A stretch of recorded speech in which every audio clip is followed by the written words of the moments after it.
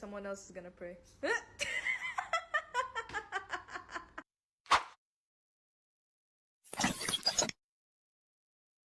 A cat is a pet that the Prophet ﷺ once saw in his home.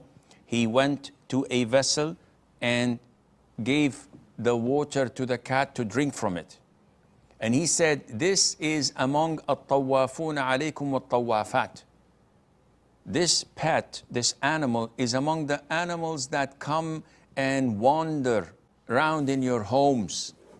So it is permissible to keep, to pet, and to allow it to come and mingle with you.